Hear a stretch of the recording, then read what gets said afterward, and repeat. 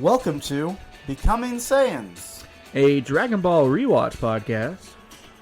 And we're back. I'm Truman. And I'm Jesse. And this is Becoming Saiyans, a Dragon Ball rewatch podcast. On today's episode, we watched episodes 88 and 89, titled Yamcha's Big Break and Full Moon Vengeance.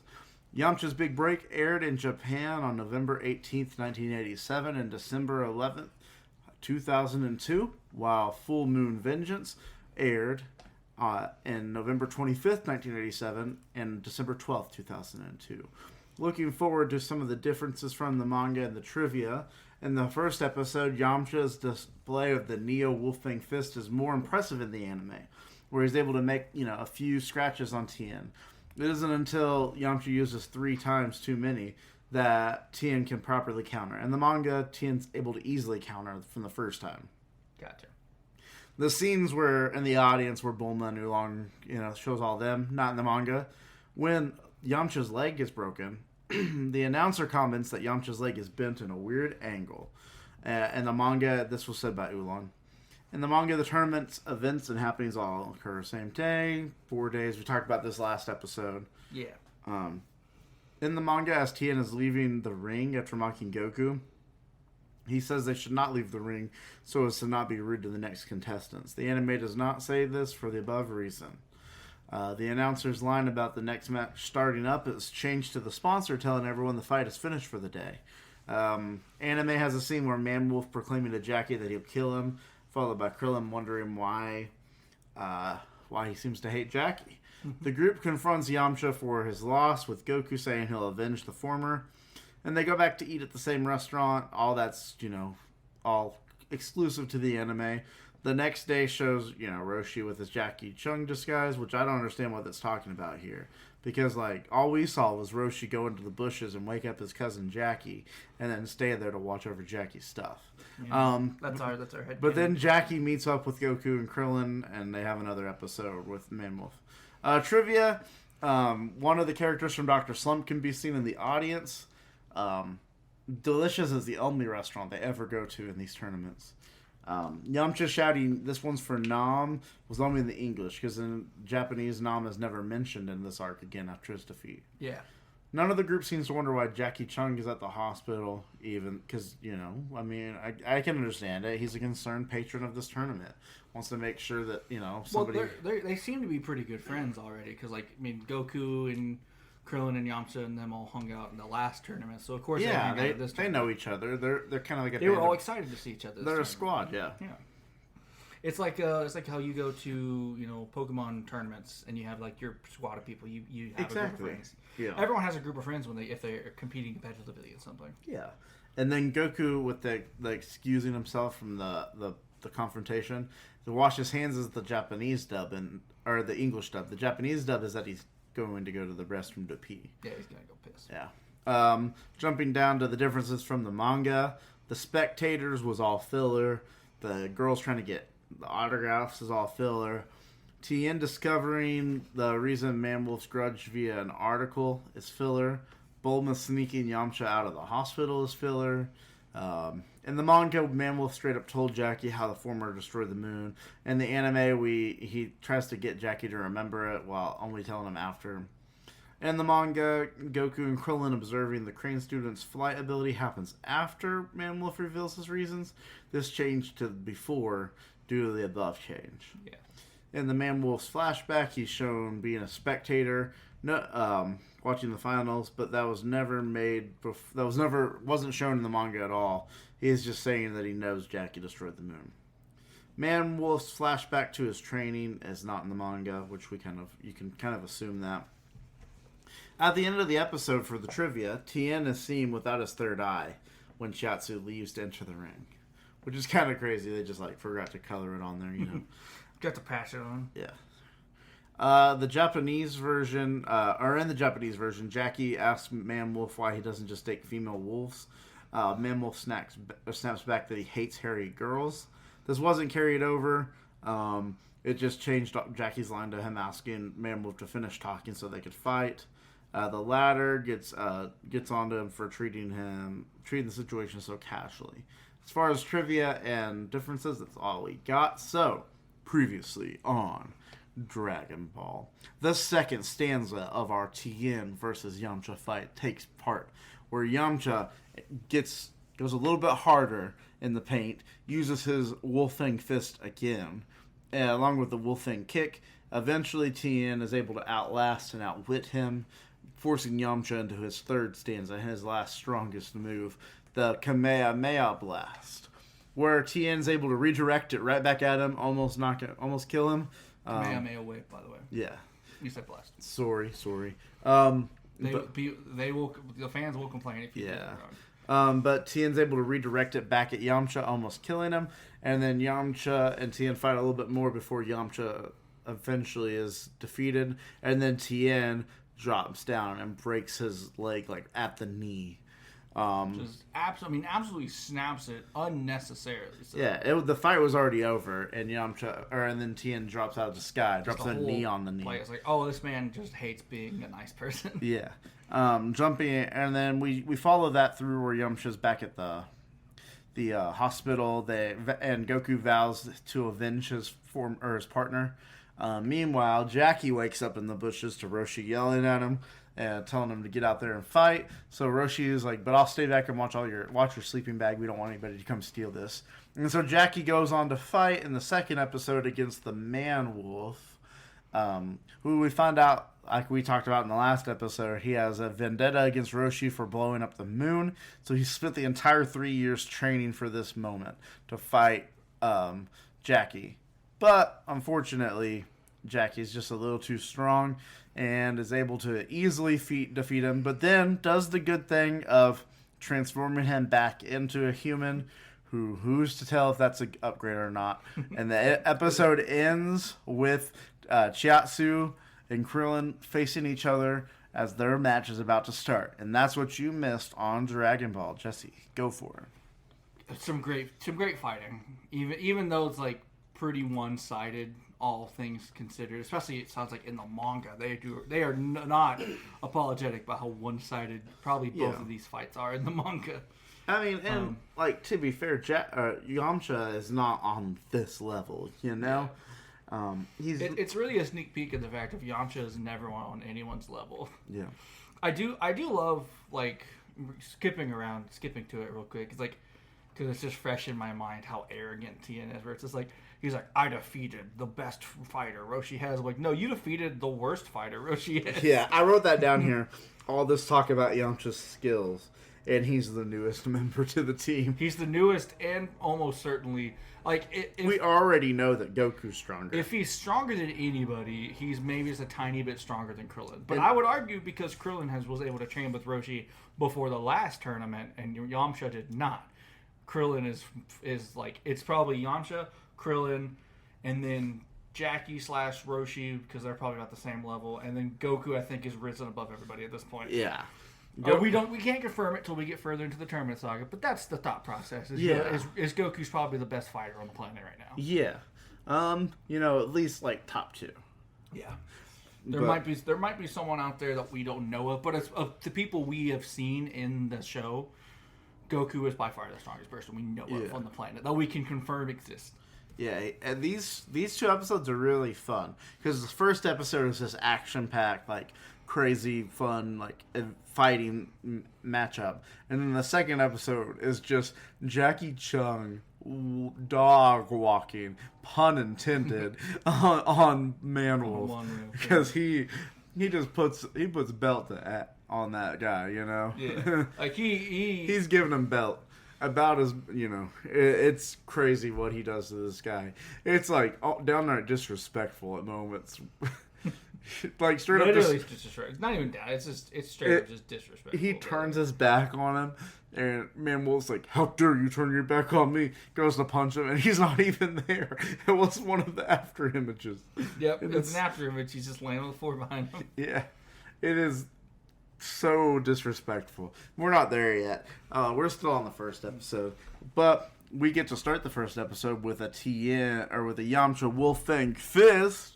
No one can ever stop that. And Tien stopped that. And we have a good they seem evenly matched, at least at this point. because Yamcha and Tien are both like blocking each other. They both cut each other in the middle of this like combo they're going at each other with. Yeah. Like Yamcha is holding his own. I think even Jackie says at this point in the episode, he's like, "Oh, Yamcha's actually like improved drastically. Yeah. Like Yamcha's really good." I mean, it makes sense for Jackie to have that, because Jackie hasn't seen Yamcha in 3 years now. Yeah. So of course, like he's like, man, I remember watching that guy last year. It's like, oh man, my cousin's really done a good job with this one. Yeah, my cousin's a great teacher. I love our little bit of Jackie being. I don't know what you're talking about. This isn't a bit. This is straight up factual. Bit. I never heard of it. Yeah, I've never heard of a bit. Unless it's 8-bit and we're talking about Mario, because in that case, I played the crap out of that game. And I literally had this down here. I was like, well, you haven't seen him in 3 years, Jackie. That was one of my notes. So, yeah. Of course he improved. What do you think? He was just going to rest on his laurels? His, what was it, 5th place finish last time? Yeah, give or take, somewhere in there. It was somewhere in there. 5th, 8th. Yeah. Because he was, ironically enough, he's improved a lot. But he probably got the second best fighter in this entire tournament. Yeah. First round, and he goes out first round. Yeah, that's just tough. It's bad luck, which I know it's not even luck. It's purely they made this happen. Tien and Chiatsu purposely made the matchups exactly what they were. Tien was like, I'm going to put Goku on the other side of the matchup. We're going to give him whatever the heck that guy's name. Pampa? Yeah. Pampa. We barely know his name. Chiatsu, you can have Krillin. I know you guys have beef, so you can have him. Roshi, or Manwolf, seems to really not like Jackie Chung, so we better, put those two together. And then we got Tien and Yamcha. Because they've been having a grudge match since we showed up for the tournament. Yeah, since they looked at each other, they're like, I don't like that guy. You're my antithesis. Yeah. But, who is winning their matchup in this fight? Bulma. Yeah. Bulma is winning her fight against Oolong. She is beating the tar out of him. I made a joke. I was like, man, she should have entered the tournament. Yeah. She would actually hold her own pretty well. Yeah. But Yamcha, we know one thing about Yamcha. Is that he would rather die than give up. He's that meme was like, I'd rather die. Yeah. Bad word, I'd rather die. I'd rather die. And then, because he refuses to give up, we then find out that we have our 4th ever on-screen user of the Kamehameha Wave. Kamehameha Wave, yep. Because the first one, Roshi. Second one, Goku. Third one, Jackie Chun. And 4th one, Yamcha. Yeah. So that's our 4. Our 4 Kamehameha Waves. You can assume probably at least 5. Gohan could probably use it. Because Gohan probably has it, but he didn't have to. He didn't want to nor have to use it in the Goku-Gohan fight. Yeah, and then probably even Ox King at one point probably could do it. I would say no. I think he's retired at this point. By the time we've reached him, he's retired from fighting. Really, my argument for why he can't use it is because it seems like he dropped out of the training before Gohan did. And I feel like the Kamehameha Wave seems like something that Roshi didn't even teach to Yamcha. Yamcha kind of taught himself. Yeah, it just kind of seems because it's a later stage training for the Turtle Hermit School. Yeah, it just kind of seems like it's definitely the way that Jackie reacted to it, and the way that Krillin reacted to it, and Goku is like, I don't know how he can do this, but he's doing it. Yeah. So I also argue Ox King is so focused on just brute strength, he probably just did a lot of strength training. Yeah. I was thinking maybe he thinks of techniques like that. I was thinking maybe at some point he might have learned it, but that doesn't mean he's actively do it now. Right now, there's maybe 5. There's maybe a 6th that we're forgetting that we know how to use it. But there's definitely 5. But unfortunately for Yamcha, Tien Shinhan also trained at the Wobbuffet school and was able to use Mirror Coat and reflect that damage back at him. That's a little bit of a Pokemon joke for you guys there. Pokemon joke. Mirror Coat is a move that doubles the damage back if it's a special move like a beam or something, or a wave attack, And so the wave coming at him, he's like, I'm just going to redirect that at you with double strength. Because he blows up that side of the arena they're on too. Yeah, we probably have some off-screen kills. Judge, I would like to present Murderer here. He should be disqualified. Technically, There's nothing that says you can't accidentally murder. There's no rule that says you can't kill the audience. there's no rule that the audience can't be collateral damage. Yeah. because the only rule we know of is you can't purposely kill your opponent. Yeah. Which is also why he just breaks his leg at the end. He's like, I can get away with breaking the leg, but anything worse than that, I probably get disqualified. And then Jesse, knowing how stuff goes with Yamcha later on, like brought up the fact that this is like when a superstar like a Derrick Rose situation, where he tore his ACL, Derrick Rose he's tore his never the ACL same ever again. Yeah, it's like Yamcha is only as good as he is in this moment for the rest of his life because he got a devastating knee injury. Yeah. That's why he sucks so bad.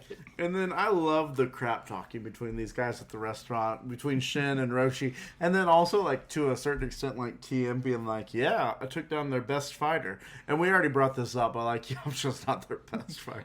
Yamcha is almost is certainly the third. Tied at best tied for third. Yeah, with Krillin. At worst he's fourth behind Krillin. Yeah, he is not their best fighter.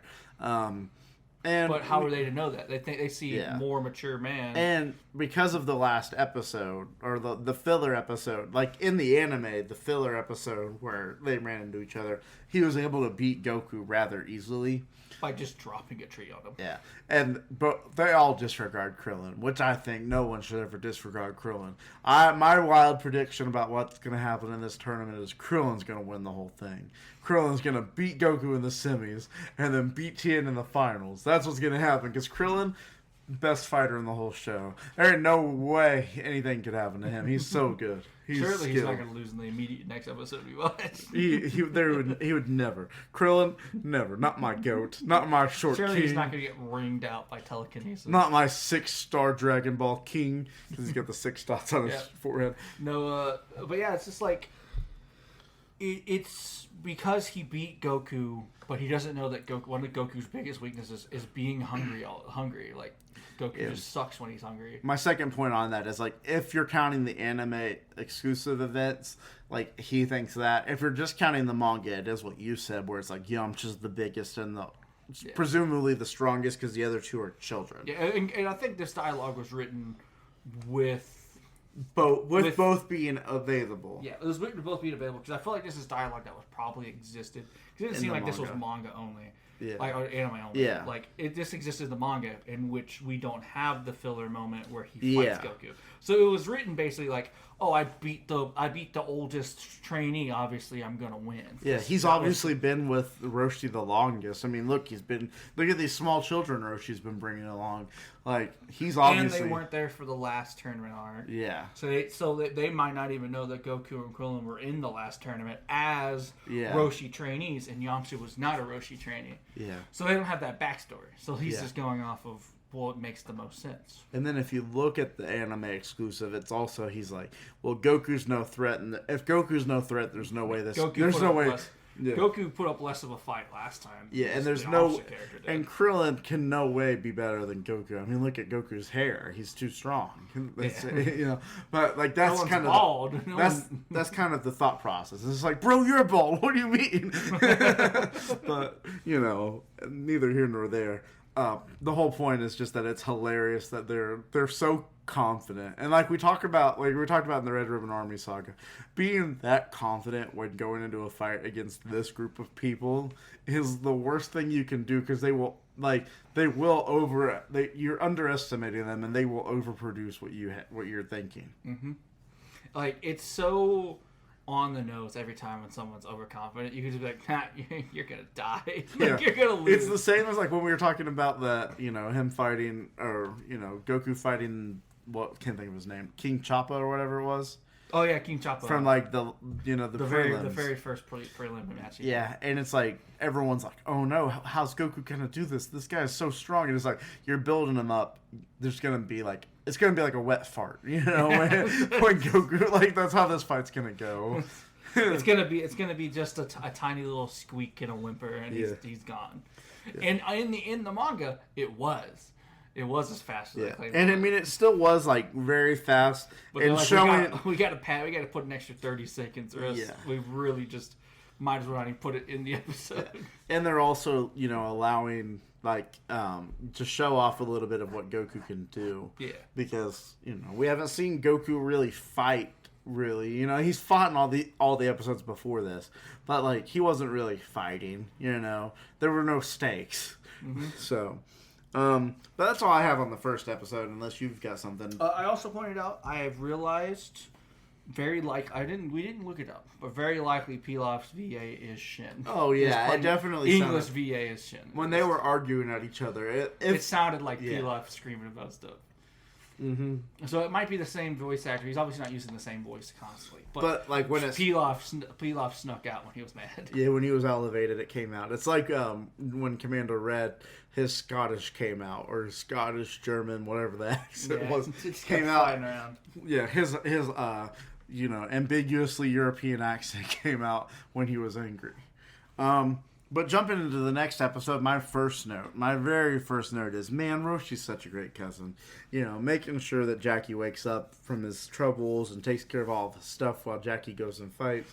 Mm. No, this is what he's been doing at both tournaments. Why we almost never see Roshi. Instead, he's taking care of Jackie's stuff. It makes sense. It makes so much sense. It's perfect. Who would have thought?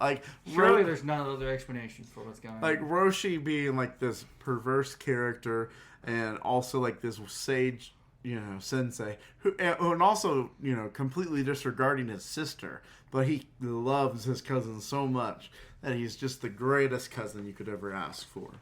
Yeah, it makes sense. Yeah, exactly. And then, my next note was, because I think pretty shortly after that, we cut to Yamcha and Bulma in the hospital.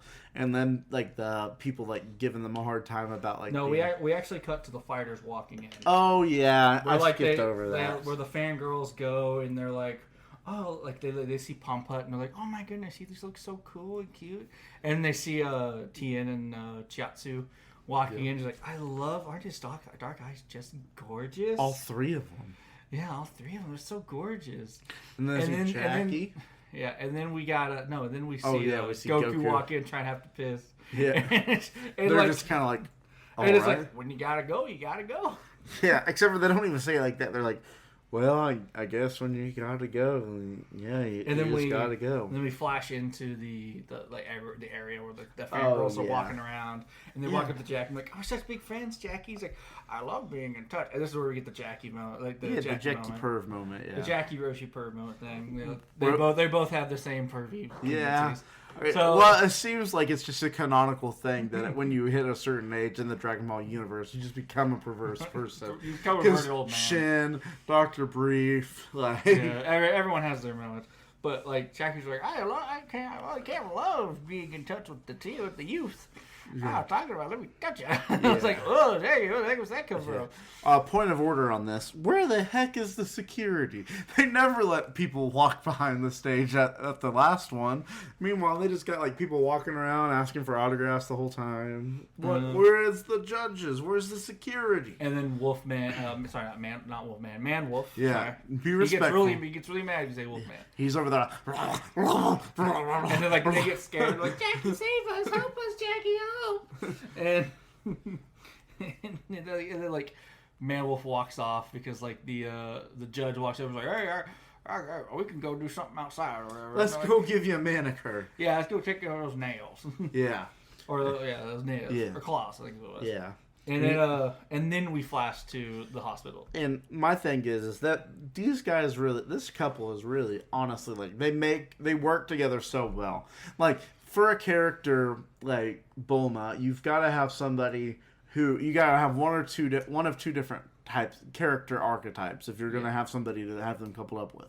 Somebody who just straight up disregards her crazy and takes care of her, but disregards her crazy moments because she's crazy at times. Yeah. Or you gotta have somebody who tends to her every need, and it feels like Yamcha, for the most part, accepts the crazy and does his best to take care of her at every moment, despite it. Yeah. Instead of just disregarding it completely, maybe some other character down the line might do. Yeah.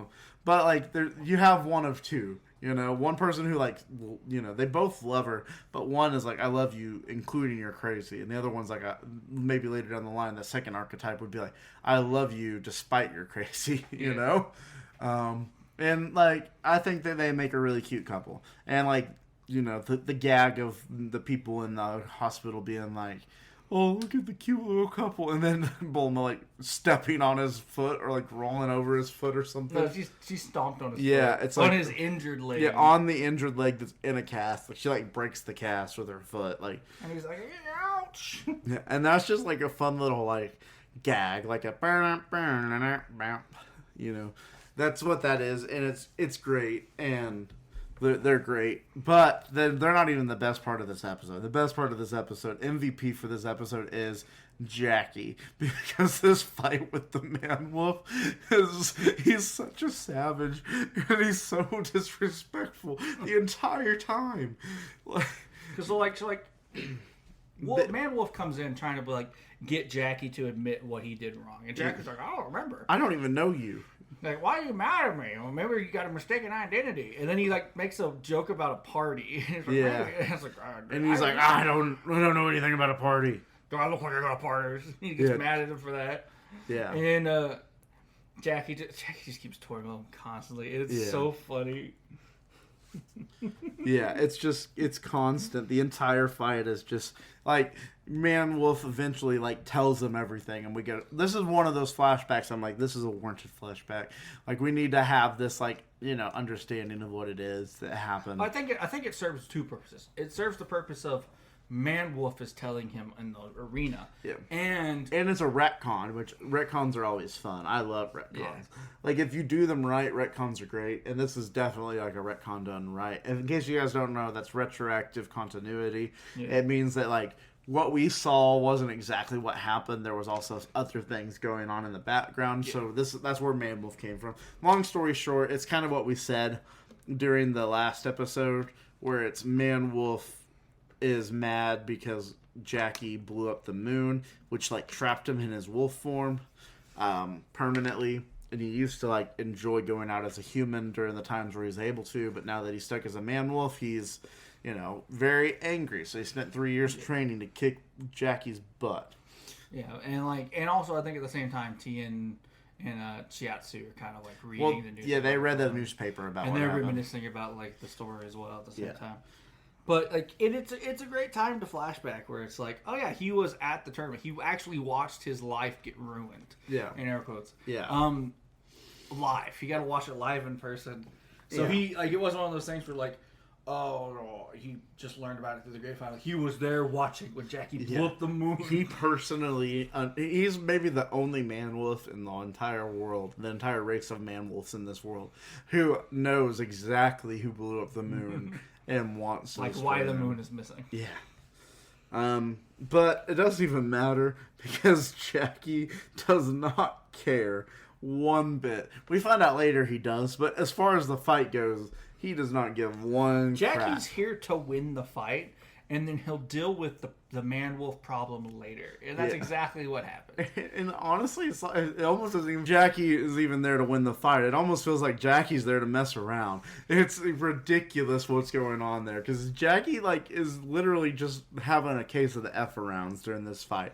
He's literally just, like, laying on the ground after Imogene for no reason... You know. I mean, I mean, it is for no reason. He could win this fight at any moment. It's literally just for no reason. He could literally probably just pick Man-Wolf up. I mean, and carry him outside of the arena and drop him. He almost does that later on with the whole knife. You know, he literally like picks. He does the Tao thing where Tao like grabbed the spear while Bora had was it Bora? It was Bora. Yeah, it was Bora. And he just picks him up by the spear and throws him into the air. Like, it's literally just that thing. And Jackie does that to him. Jackie, you know, just totally disrespectful this entire fight. And the way he wins is maybe the most disrespectful thing. It's the most disrespectful thing. Because he's, like, explaining to Man-Wolf, like, I feel your plight. Like, I'm sorry. I totally understand where you're coming from. Paw. Put your paw out. Give me your paw. And he does the shake, and then he's like, "What are you doing? That's not funny. You're just messing with me, man. No. I totally understand where you're coming from. Now sit." And then the man Wolf said, he's like, why are you just... And then everybody starts laughing and like, they're all laughing at me. And he's I like, was like, oh, I'm so sorry, man. you want a You bone? want a Bone? You want a bone? Throws the bone out of the ring. Man Wolf lands on the ground. Man Wolf fetches the bone. He throws the bone and says fetch. And Man Wolf fetches the bone, realizes what's just happened, and it's just like, I'm gonna kill you, basically. Yeah. He's like, I'm gonna kill you. And so then Jackie, does some, Vulcan nerve grab or whatever to stop him. And this is another point in the fact that Jackie and Roshi aren't the same character for you guys out there who think they are. Jackie has a completely different skill set. Jackie has telepathy. Jackie has the ability to just paralyze people. When have we ever seen Roshi do these kinds of things? Jackie literally hypnotizes this man so that he pretends that Krillin's head is the full moon and turns Man Wolf back into a human. Mm-hmm. And that's the way he wins. It's just that. He won, and then he saves him, and then we get more Jackie being an absolute savage, where he's like, what some people think is an upgrade, I will never understand. Yeah, he uses Krillin's bald head, which is also disrespectful as heck to Krillin. But he uses Krillin's bald head to hypnotize him to be like, Krillin's bald head is the moon. If you look at the moon, you'll turn into a man. And then he's back to a man. And then Jackie's like, I can't believe what he... Is this an upgrade? They must not have mirrors where he's from. Because he turns into... To be fair, they purposely draw him as an ugly man. He looks like an ugly cave person from a Hanna-Barbera cartoon. Well, what I'll tell you, he looks like what Bacterian could look like if Bacterian kept himself clean. And the best version of Bacterian being clean. The best potential for Bacterian is what Man Wolf looks like. A knuckle dragging cave person. Yeah. So it's really funny. He's just completely savaging him as he runs off. Yeah.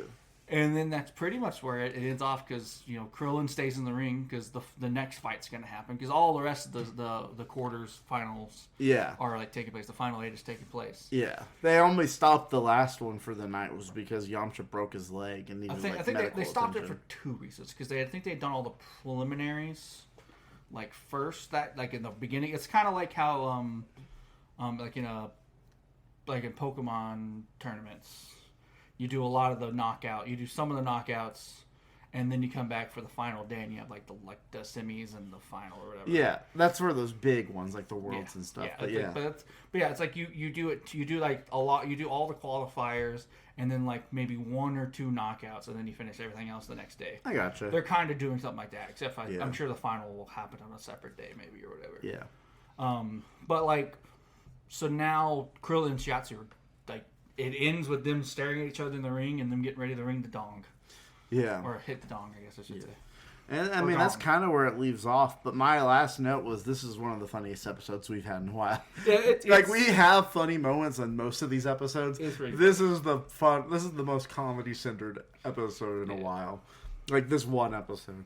Because Jackie is just zinger off on top of zinger on top of zinger on top of just funny gag. Even the Goku having to go pee thing is funny to a certain extent. There's all levels. All the other fighters are walking in all serious and cool, and Goku just comes running up doing the potty dance. But possibly the strongest one in the whole group is I have to pee. Let me in. We're gonna point me to the nearest bathroom. Yeah. All of it is just head to toe. This is some pretty good comedy here. Yeah, so it's exciting, and I'm also just excited for the next couple episodes, because we all love a tournament arc, and we all love our boy Krillin. Yep, it's time to watch him die. He's not gonna die. He's not gonna die. There's no way Shiatsu's gonna kill him.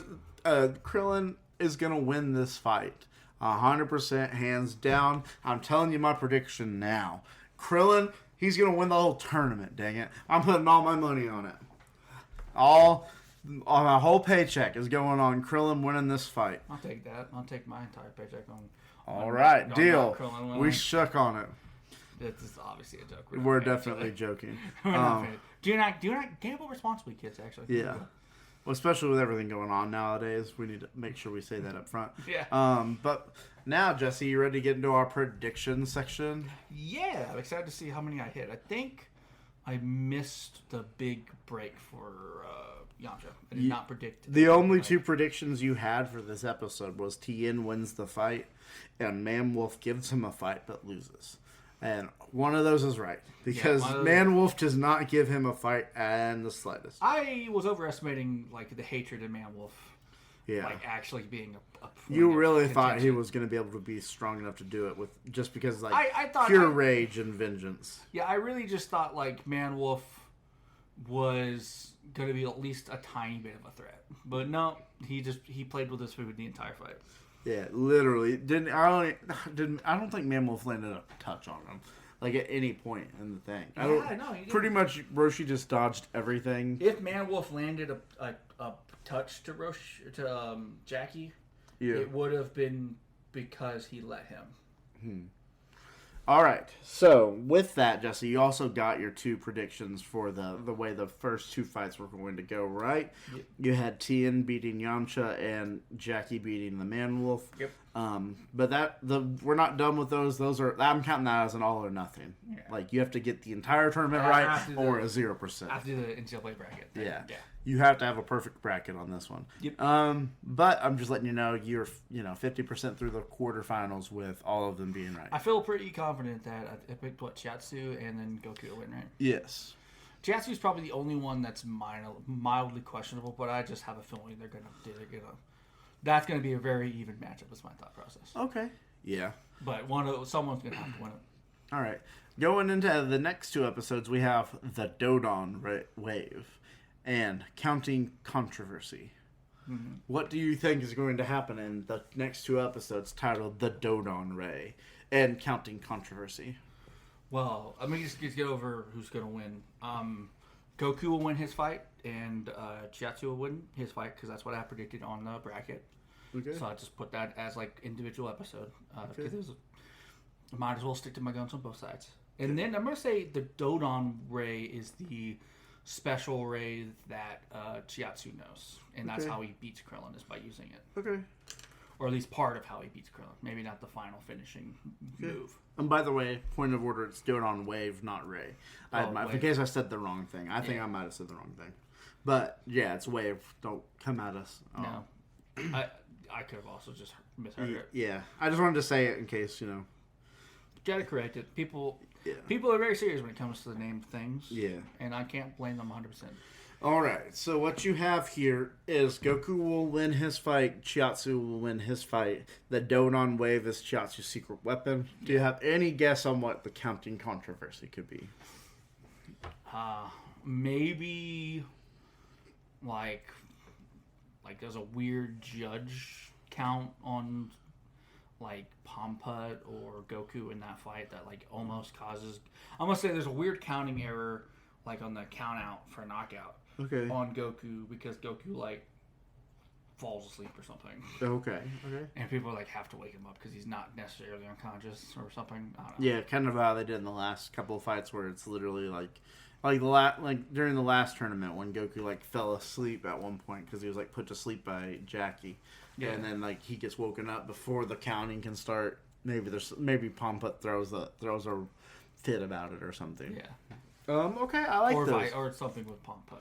Yeah. I like that. Jesse, with that all out of the way, what is your worst part? Worst part. I mean, even like the pervy moment with Jackie, like, isn't terrible, but it's probably the lowest part of the entire these two episodes because there's not really anything else to hate in these episodes. Yeah. And I don't even necessarily hate it. It's just like it's the only awkward bit of these episodes. I think it's not even a bad joke. It's just like it's whatever. Like, but as far as like bad, like calling something the worst part when you're talking about like solid 8.5s, like the worst part, unless that one thing drops a 10 to an 8.5 and one fell swoop, like we're just picking straws, you know. Like my worst part, quote unquote, is just that like it felt a little excessive, the extra talking at the restaurant, like the constant. The Goku saying he needs to go wash his hands felt out of place in that moment. Yeah. Like they're standing there looking at each other and then, Roshi's like, don't do this. And then Goku's Goku stands up and he's like, I'm going to go wash my hands. Yeah, think of that.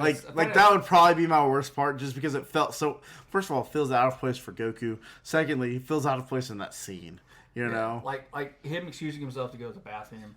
That would make way more sense if he's just like, the washing. I'm gonna go pee now. That would make more sense and would actually be funnier than. And it would also be within Goku's character. Yeah, and it would almost like him saying he's gonna go wash his hands. Almost feels like he's like telling it. It feels like from where I would be at if I like was in the middle of almost fighting somebody and then get told like you don't want to get disqualified, don't do it out in the open, and then being like I'm gonna go wash my hands.